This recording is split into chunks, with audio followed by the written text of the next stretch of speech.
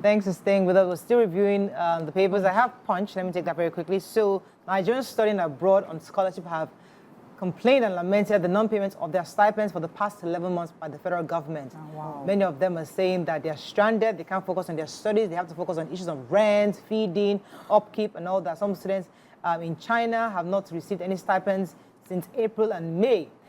So according to the BEA scholarship, which is the federal scholarship board under the Federal Ministry of Education, they're trying to reach them to let them know that they need their stipends paid.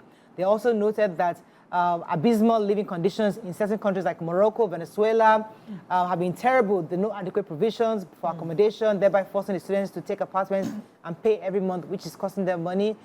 So they're having issues with their landlords and stuff like that. So they're a bit stranded. So they're asking the federal government to please intervene quickly to send in their stipends so that at least they can focus on their studies. Yes, very important. It's important. Major marketers demand more fuel story.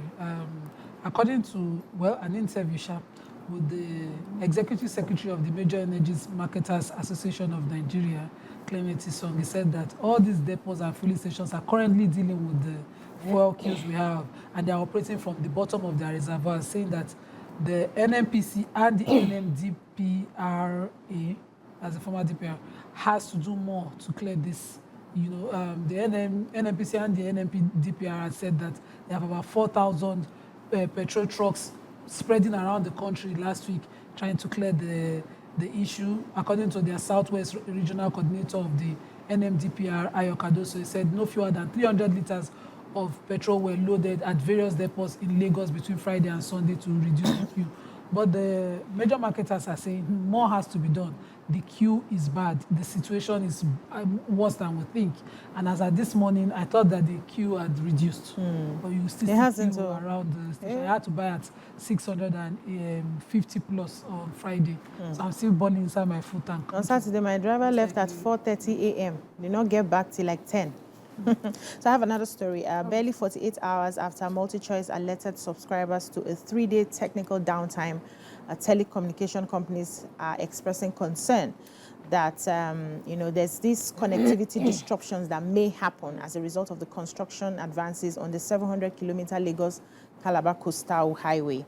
DSTV and GoTV owners have acknowledged the anticipated impact of the ongoing Lagos-Calabar construction project on their uplink facilities. Telcos yesterday expressed broader concerns, emphasizing the vital role of telecommunication services and the effect of possible anticipated technical disruption. So they are saying that the coastal road itself, if care is not taken, they may tamper with some of their under cables, and they need to pay attention. So the cables include the West African Cable System, WACS, Main 1, Glo 1, ACE, NCS, CS, and these are vital for international communication and data transmission in the country, and it cuts across other countries. Now, they said they have been asking to have a meeting with the Ministry of Works, headed by David Umahi. He has had meetings with other stakeholders, but he has excluded the telcos, and they are saying we've been calling and asking that we must meet and find ways so that we do not disrupt our telecommunication along those coastal lines. And I think the meeting should be had. So they are very clear on, while they are doing their demolitions for that Lagos-Calabar coastal road. Daily Sun, Atiku mocks Tinubu, says propaganda can't attract foreign direct investment. Nigeria should apologize to Ndigbo, says Nwayanwu. Nigeria-UK trade relations worth 7 billion euros, says Envoy. FG under fire for imposing $300 landing fee, 45% tax hike on chopper operators. EFCC disowns list of ex-governors under probe for graft. Insecurity will engage peace marshals across Southeast, says Kalu. ATM, bank slash withdrawal limits for non-customers. And the Piazza's commissioner debunks allegation of 10 billion naira expenditure on Abia Airport. Story? Okay, I have the EFCC distance itself from the ex-governor's list. So, according to the head of media and publicity of the EFCC, Dele Oyewale, he says that he describes this list that all of us receive. If you have not received it on WhatsApp, you are not on those WhatsApp groups. So we have all seen this list of 58 governors, ex-governors who are being investigated, who are said to have embezzled 2.18 trillion. And it was carried by recognized news outlets. But he says that this list, he can only describe it as disingenuous fabrication designed to achieve motives known only to the authors and urge the public to ignore the reports, stressing that it was false and misleading. They have removed their body and they are safe. That's all. Okay. Ohaneze Ndigbo has said that Nigeria should apologize to Ndigbo for hatred, killings, and destruction of the property over the years. The President General of the Apex Igbo Social Cultural Organization was speaking yesterday. He debunked, some audio recordings insinuating that the Igbos were planning to apologize to the Fulani over the killing of Ahmadu Bello back in 1966. He declared that the Igbos owed nobody an apology, stating that never contemplated, intended, or more the converse begged to beg anybody. He said, I don't expect them. He was just going on and on, but pretty much says, but Ohaneze Ndigbo received 100 billion naira as Fulani bribe for a kangaroo apology on behalf of Ndigbo for Eziogu's assassination of Ahmadu Bello was intended to create mistrust and taint on the leadership of Ohaneze. This is why I took this story, because I remember when I was to the International Women's Leadership, where we heard from Rwanda. My brother said that one of the things that helped them to move the country forward, they had to bring the Hutsis and the Tutsis together. And you had to look somebody who raped your child or raped your mother, and you have to be willing to forgive them. It took them years to get to the point where we must talk, resolve the issues, forgive each other, and then move on forward. So a lot of things are going on, but the truth is that as a nation, sometimes we all need to dig up back and go back and see what got us where we are, and see if we can then begin some kind of reconciliation, national reconciliation properly, the proper way, not this talk shop they usually do, and then move our country forward. It's also important for people not to play politics with this past. Well, that's true. Some people, instead of love to incite with the past. People who didn't experience it now believe it. They have a vivid image of an account of one person, and so they are unable. It keeps passing generation to generation. To move. Yeah, so the federal government is currently under fire, for unveiling a new policy that mandates helicopter operators to pay $300 each for each landing. So the players on their part are kicking against the move. They are describing it as wrong-headed, insensitive, and destructive. The chopper operators, being part of the airline operators of Nigeria, said they are currently bleeding and cannot accommodate further exploitative charges.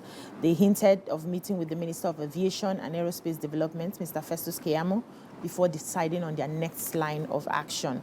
Now, industry experts, on the other hand, are analyzing the new rule and insisting that the policy imposes an unreasonable financial burden on the operators, which would translate to a staggering 127% increase in operational costs, with a tax hike of about 45% on a conservative estimate. And this will now, come back to how they're going to be charging the customers who patronize, and how also is going to be affecting some of the products that they were going to be bringing in as well. So they're saying that they are not able to pay this amount of money. They will have a meeting and now decide on the next course of action. Okay, the point, scarcity, key marketers close shops as scrambling persists. City Pulse, I started operating my clinic after efforts to study medicine failed, says fake doctor who was nabbed over Osun pregnant woman's death. Obaseki can't oppress me and still get Ighodalo to power, says Philip Shoebu. Yes. So I have the fake doctor, one Saheed Oladiti. His hospital is known as the Oloruntoyin Clinic, as the CMD of that hospital. Chief Medical Director. Yes, so in Osun State, he was nabbed after a woman he delivered of a baby died. So the woman had been brought by her sister, who he had also delivered. So he had operated for 6 years without a license, with only a wire to himself. Father in heaven. Yes.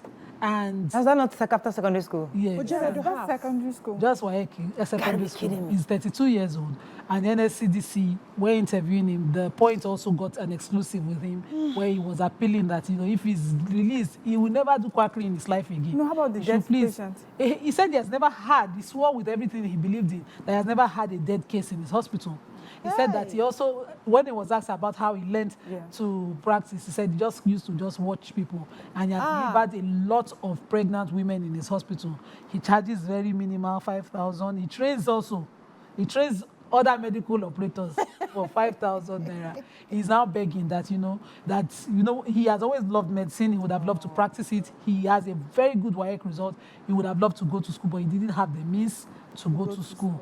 And that he was giving stories of how he approached rich people and nobody helped him. And so because he wasn't helped, he decided to help himself. But this has happened. And he was asked whether the state health board used to come and supervise, to approve. And he said, not as fast as fast. Let's not be talking about that. So meaning that he bribed. Meaning that he bribed. Yes. Vanguard. That brings up a hot topic, but let's just move on. Vanguard. Local firms, IOCs, to bid for 12 onshore, 7 deep offshore oil blocks. Marketers remain, I wish I had money. Marketers remain upbeat as petrol scarcity enters third week. Minister waits in as condemnation trails FIJ journalist arrest. Multiple checks. FAN, NSA move to reduce security agents at ports. Employers labor angry over unearning fuel scarcity. Zenith Bank grows gross earnings by 187%. To 782 billion in Q1. Okay, which story? Yes, I have the employers labor angry over unending fuel scarcity. So the private sector employers in Nigeria yesterday decried the unending scarcity of petrol across the country. They said that this ongoing disruption is leading to disruption in businesses across diverse sectors, escalating transportation, logistical bottlenecks, and have progressively led to increased operational costs amongst others. So we have many other stakeholders involved. We have the NLC too, who say that they are shocked that this is still ongoing.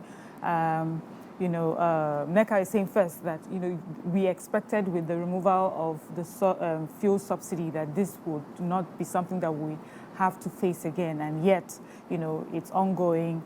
NLC also said that they would have preferred that this was not happening. It's affecting production, it's affecting productivity, productivity. A lot of people are stranded because they're spending many hours being on the queues. So it's basically, all stakeholders lamenting the state of affairs right now, and we're looking to government to see how this can be quickly resolved. Because can I quickly take Zenith? Painful. So since we have fans there, Zenith Bank, they're celebrating their unaudited statement. Why are you taking Zenith Bank?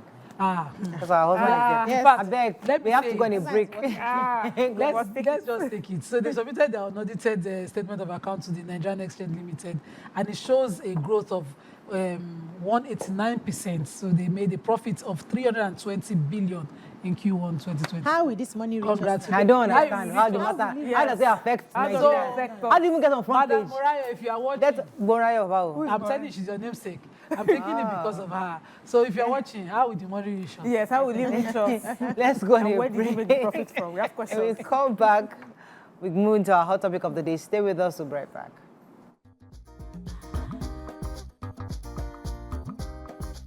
Stay tuned. Your View will be right back.